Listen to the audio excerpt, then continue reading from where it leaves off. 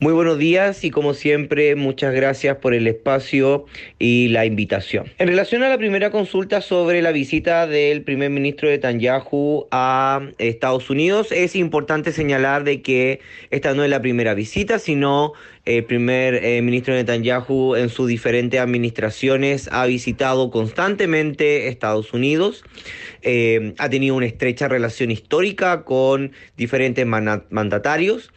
Eh, y por lo tanto ha podido acceder a esta enorme tribuna que le otorga el Congreso de Estados Unidos, no solamente para exponer su opinión y su agenda en el escenario norteamericano, sino también porque hace eco en términos del apoyo constante que Estados Unidos ha tenido hacia el Estado de Israel en diferentes esferas. Es muy importante, es clave que el primer ministro Netanyahu tenga esta visibilidad, esta plataforma de que el Congreso le otorga y el apoyo constante bipartidista, demócrata y republicano a la administración de Netanyahu, pero también a lo que ha sido los más de 9 meses de una invasión a la Franja de Gaza y lógicamente todas las consecuencias en términos de las acusaciones de genocidio, el fallecimiento, la muerte particularmente por causas de la invasión misma de casi 40.000 personas y según los últimos datos de algunas estimaciones probablemente para el fin de este conflicto, de esta invasión particularmente, muy probablemente vamos a tener más de 100.000 muertos, fallecidos de forma directa o indirecta, lo que ha llevado lógicamente a enormes críticas, no solo hacia la invasión propiamente tal, sino hacia el Estado de Israel en términos de su práctica que ha sido calificada como de apartheid, no solamente actualmente por la Corte Internacional, sino históricamente por diferentes organismos internacionales, pero también nacionales, con B'Tselem, dentro de Israel. En términos concretos, el discurso del primer ministro Netanyahu en términos de relaciones internacionales no es nuevo, sino que apunta a tres grandes puntos. Primero, lo que fue, como ya mencionaba, el agradecimiento al apoyo armamentístico, económico, político y sobre todo geopolítico en términos de cubrir de alguna u otra forma la espalda en términos internacional, sobre todo en el Consejo de Seguridad Nacional, a Estados Unidos y también buscar consolidar ese apoyo para un próximo posible conflicto, según palabras de el ministro Netanyahu, sobre esta particularmente extensión de Irán en la región, ya sea a través de Irak, el Líbano, Yemen y otras zonas. Por otra parte, también hizo énfasis en los enemigos comunes, particularmente mencionando, y cito, dice el primer ministro Netanyahu, si por favor tienen que recordar una cosa particular de este discurso, recuerden que nuestros enemigos son sus enemigos, nuestra lucha es su lucha y nuestra victoria es su victoria, poniendo énfasis en lo que tiene que ver particularmente que la guerra principal, la guerra que Irán estaría librando en contra de Israel, en realidad es una guerra de forma directa o indirecta con en realidad Estados Unidos y que Israel vendría siendo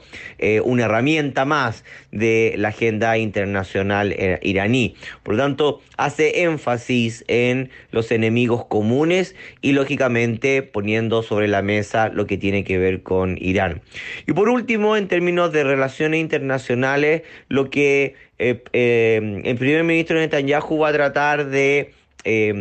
convencer a la audiencia, no solamente del Congreso, sino también a la audiencia internacional en esta enorme plataforma. Tiene que ver con que Israel mantiene y sigue siendo una democracia liberal, en un mar, en un régimen, en una región rodeada lógicamente de regímenes opresivos, dictatoriales, opresores, y que lógicamente Israel es lógicamente un pequeño espacio occidental frente a una región que parece dominada por un Islam radical. Por lo tanto, en estas tres puntos en donde el ministro Netanyahu trató de llevar su narrativa en términos internacionales.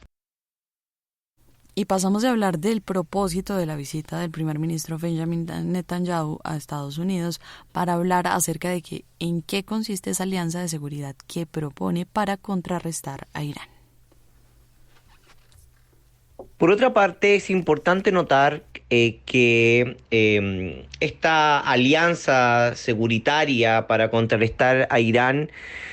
nos habla de dos procesos en paralelo. Uno, algo que ya mencionaba el primer ministro Netanyahu en su presentación, en su discurso, que tiene que ver con tratar de encontrar apoyos en Norteamérica para presionar a Arabia Saudita, para facilitar, consolidar una normalización de las relaciones entre ambas naciones en términos no solamente económicos, sino políticos y sociales, y con eso abrir lógicamente una normalización con el resto de la región. Por lo tanto, la idea de crear una alianza securitaria particularmente tiene esta deriva en donde presionaría a Arabia Saudita, que por otra parte Arabia Saudita está teniendo mejores relaciones con Irán, comprende de que Arabia Saudita, Irán, Turquía son las nuevas potencias de la región, junto con Israel, y que van a ser estas las potencias regionales que se van a disputar la política o la geopolítica de la región en diferentes aspectos. Eso por un lado. Por otro lado, lo que tiene que ver particularmente con crear o hacer ingresar a un Estados Unidos que se ha retirado y que no tiene un plan concreto en Medio Oriente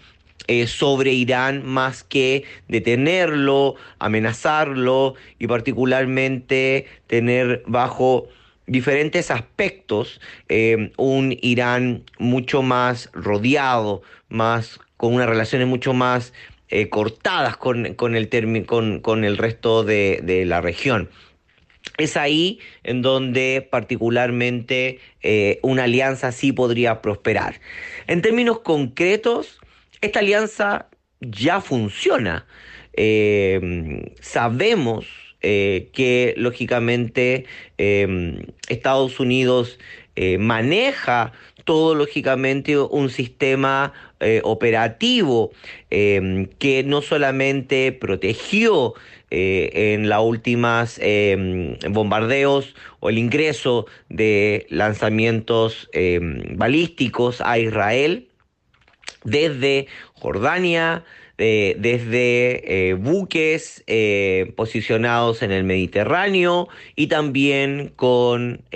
todo el sistema operatorio y balístico, pero también de inteligencia que Jordania, particularmente Egipto, Israel y algunos países del Golfo, particularmente Arabia Saudita, prestan en términos diplomáticos para contrarrestar a las diferentes aliados de Irán en la región. Por lo tanto, no tendría un sentido real. No creo que particularmente ciertos países de la región quieran tener algún tipo de operatividad mucho más visible, sobre todo porque se abren a una crítica interna, nacional, pero sí esta alianza ya tiene particularmente brazos, piernas y está siendo liderada lógicamente por Estados Unidos de larga data. Eh, Sobre todo en las incursiones en Siria, lo que han sido las incursiones en Irak y lógicamente lo que tiene que ser con los diferentes bombardeos en Yemen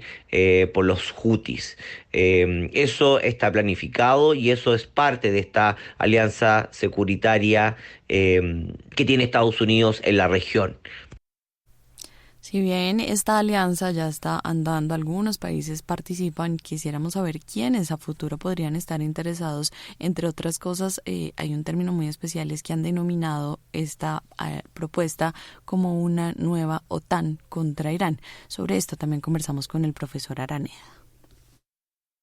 Es interesante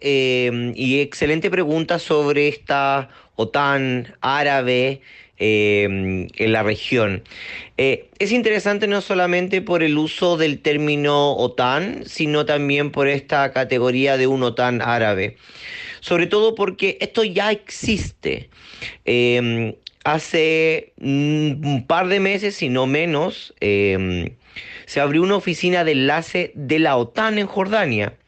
En la cumbre celebrada en Estados Unidos hace un par de meses, la Alianza Transatlántica declaró y lógicamente constituyó como una, entre comillas, una progresión natural entre una larga data de relaciones, de excelentes relaciones entre Jordania y la OTAN.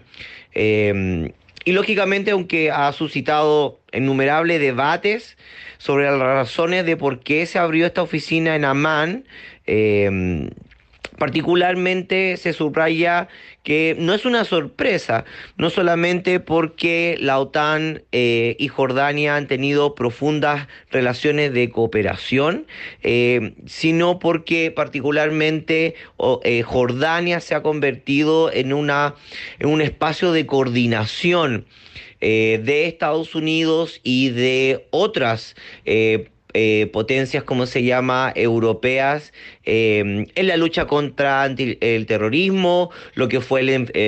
entrenamiento de tropas para en contra de Daesh o de ISIS, y lógicamente lo que tiene que ver con los ataques de ciberseguridad en la región, que lógicamente aparecen como algo bastante importante en lo que tiene que ver con el enfrentamiento contra Irán. Eh, para no entrar en detalles, lógicamente es interesante y hay que poner un poco de atención en lo que ha sido la historia de Jordania y sus lazos militares, políticos y monárquicos, no solamente con Europa, sino con Estados Unidos en particular, una monarquía que dependió directamente y casi al 100% de sus lazos con el Imperio Británico y después, lógicamente, con Estados Unidos. De hecho, es interesante comprender que Estados Unidos designó a Jordania como un aliado no principal, no permanente o no perteneciente a la OTAN en el 96, y que de ahí ha proporcionado más de 31.000 millones de dólares en ayuda directa en lo que va de las últimas décadas. Casi 1.500 mil millones de dólares anuales en términos de ayuda tecnológica militar. Pero no es un caso aparte o puntual, sino que Jordania también se tiene que sumar a una lista en donde está Argelia, Egipto, obviamente Israel, Mauritania, Marruecos y Túnez, que todos son miembros de lo que se le llama el diálogo mediterráneo de la OTAN. Cabe señalar que particularmente eh, las relaciones o esta OTAN árabe, si uno lo piensa en términos concretos, es algo que también tiene costos políticos internos. Y quizás con esta nueva oficina de coordinación que se abrió en la capital jordana, también nos habla de que otros países con estrechas relaciones con Estados Unidos como Qatar, Emiratos Árabes Unidos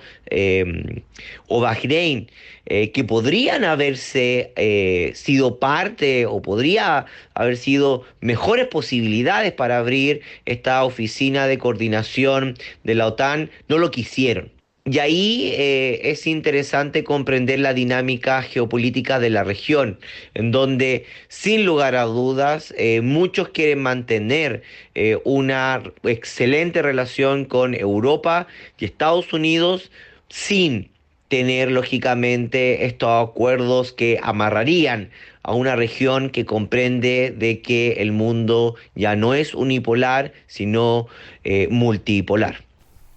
Finalmente, también nos cuestionamos acerca de los países que serían aliados de Irán para hacer contrapeso a esta situación, entre ellos, por supuesto, Rusia. Esto fue lo que nos contestó el profesor.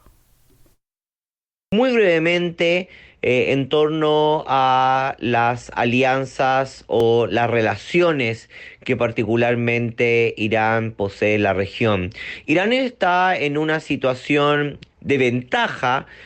político, económica e incluso ideológica con algunos vecinos de la región. Particularmente ha cultivado una estrecha relación,